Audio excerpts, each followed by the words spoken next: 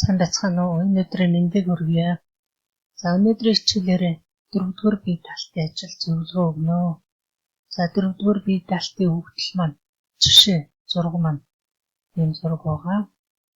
За жишээ тайлбарлахын өмнө одоо бие даалтын хөгжил маань ийм байгаа. За энэ хөгжил маань болохоор нүүрний болон хэвтэй хөгжсөн. За энэ хөгжлөө бол А3 баатам зураг дээр нэгийг харьцах нэг бахаар хуулж зурна. За хуулж зурсныхаа дараа хажуугийн проекцийн байгуулна. За энэ зургийг бол хуулж зурхгүй. Энэ зураг маань болохоор одоо та бүхэн энэ гадаргуунууд маань ямар гадаргуу байх юм бэ? Тийм ээ. Хөгжилт нь ямар шугам гарах юм бэ гэдгийг таниулах зорилготой туслах зураг юм аа. За нэгийг харьцах нэгээр хуулж зурх шүү. За энэ бие даалтын жишээ рүү орохын өмнө энэ проекцаас биетэй ямар биетэй байх юм бэ харж сурах хэрэгтэй. За энэ биед бол одоо суурийн хэсэгт ногтлогдсон конус байна. За ногтлогдсон конусын суурийн тойрогны оройн тойрогны. За тэгээд дээд хэсэгтээ цилиндр гадаргуу салгаж залгасан.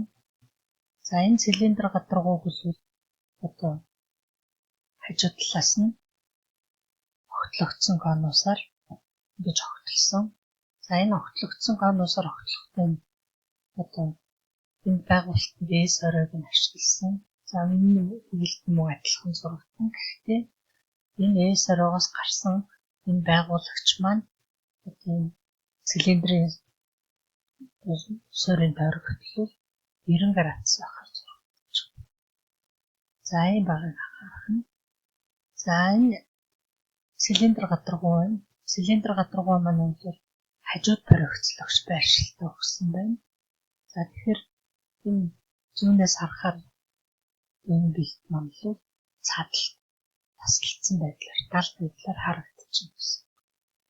За энэ огтлогдсон конус хэсэг дээр бол одоо нүүрэнд проекцлогчоор призм гадаргуу гурвалжин сууштай призм гадаргуу өгсөн байна.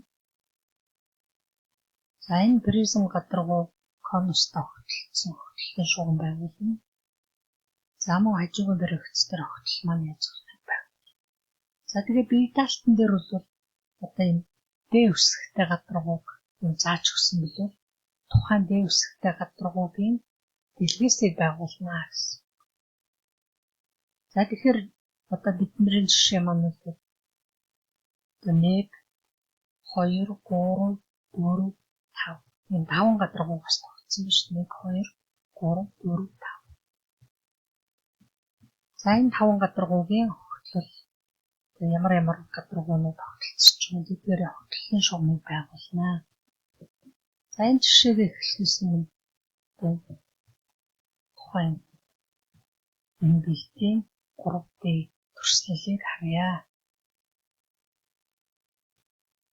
За тухайн гадаргуу маань ийм хэлбэр байдалтай байна.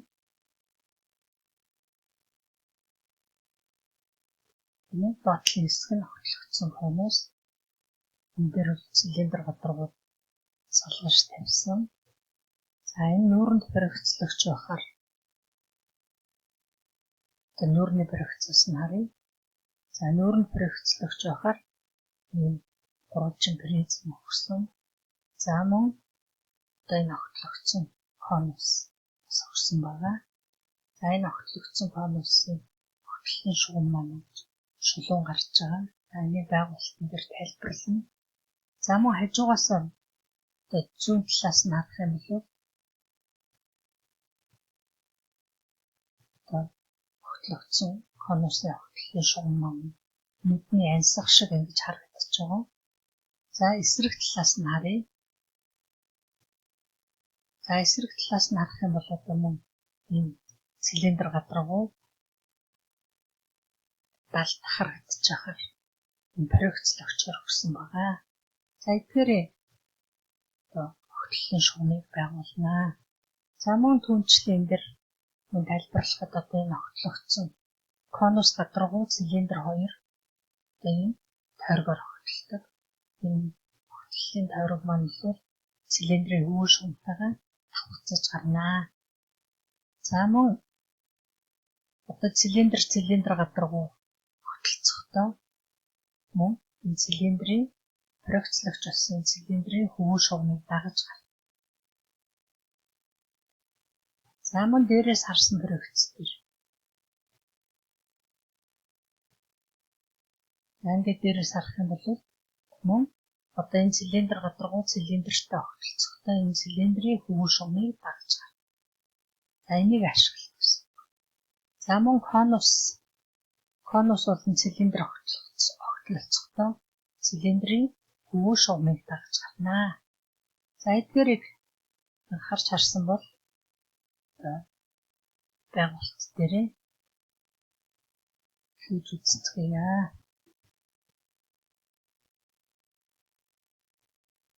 За саяны ярьсан тайлбарууд ингээд.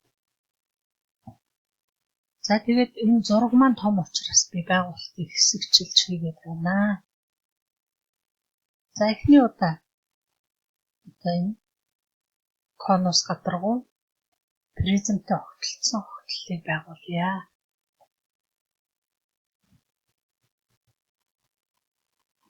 За үүний тулд одоо энэ призмийн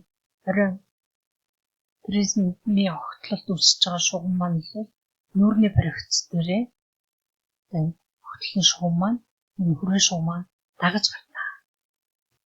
Тэгэл хоёр маань гадаргуугийн хөвөө шугамыг дагаж гарна. За тийм учраас энэ дээр байгаа шугамыг л байгуулна гэсэн. За эхний ээлжинд нэг гэсэн ирэмгийн цэг ингэж гарч байна. Өөрөөр хэлбэл одоо энэ тойрог дээр байгаа цэг за энэ цилиндрийн хөвөө шугам дээр байгаа цэг гэсэн. Цилиндр болон конусын огтлол тойрог гарна. Энэ төвшний тойрог дээр одоо эхний нэг цэг маань байна. За дараагийн удаа авахдаа одоо мэдээж энэ призмийн суурийн талс маань конус гадаргуутай огтлцсон огтлыг байгуулахын тулд энэ төвшний хавтгаар огтлоо. За энэ төвшний хавтгаар огтлоход ирэмгийн цэгүүд 2 ба 2-1 гэсэн цэгээр огтлолцсноо.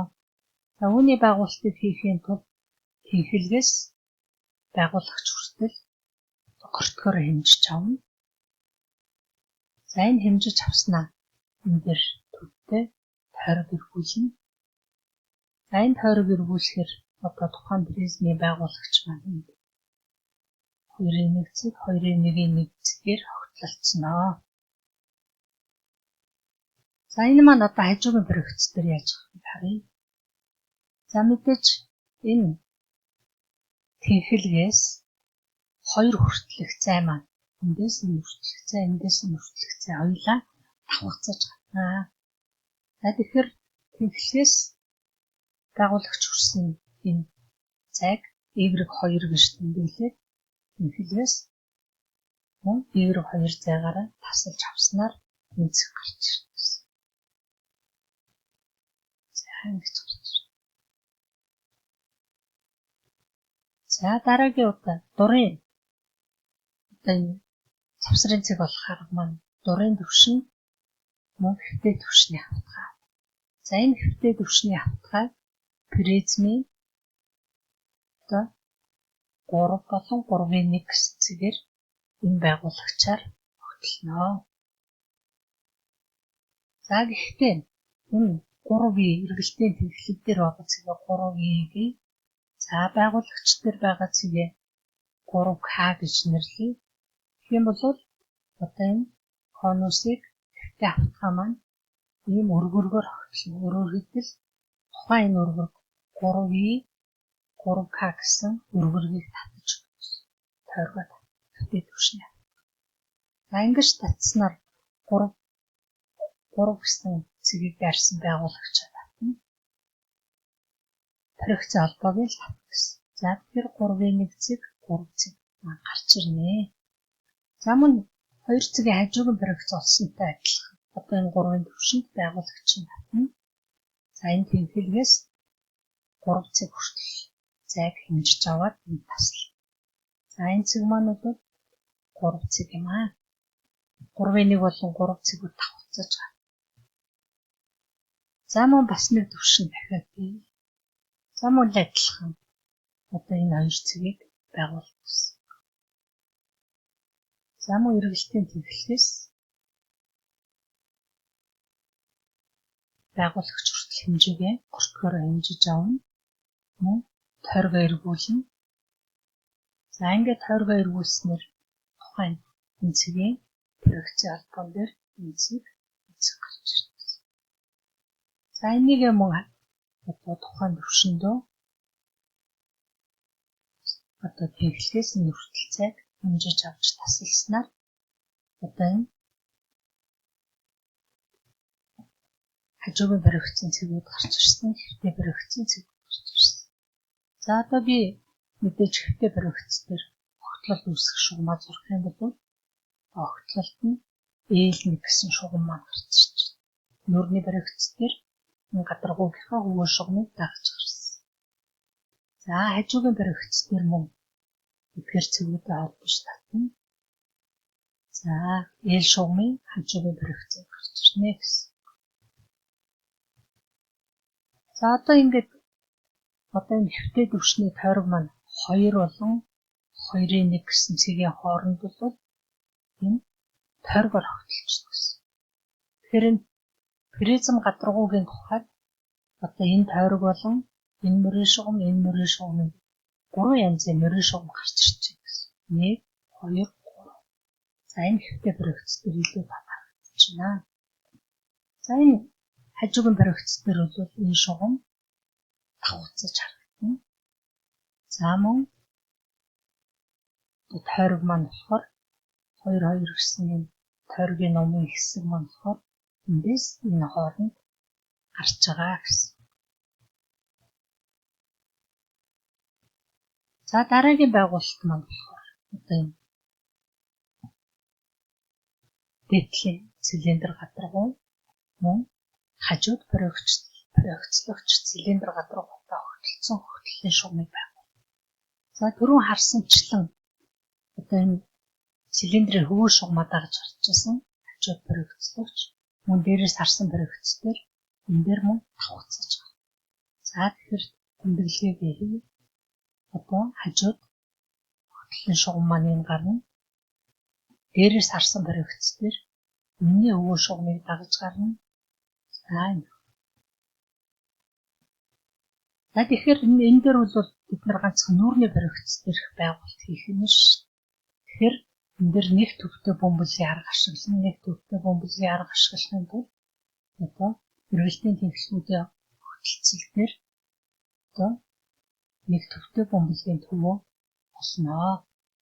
За эндээс нэг гадаргуугийн шүргэж байхад нөгөө гадаргууг огтлж байхад хамгийн багаар хайдвартай бөмбөлг байна. За энэ бөмбөлөг татхаар одоо энэ шүргэж бөмбөлөг цилиндртэй шүргэж байгаа энэ тойрог. За мөн цилиндртэй огтлцож байгаа энэ тойрог байна. За энэ хоёр тойргийн номын огтлцол дээр тэнцэх гана. За дараагийн удаа бол одоо энэ хамгийн бага радиустай бөмбөлгөөс нь арай их радиустай бөмбөлөг авна. За тухайн бөмбөлөг маань бол А гэсэн тойргоор огтлно. Мөн А1 гэсэн тойргоор огтлно. За энд Б гэсэн тойргоор огтлно.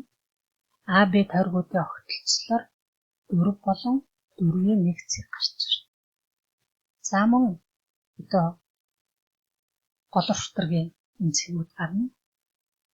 За энэ гол уртаргийн цэг маань энэ. За энд гарсан цэг маань энэ.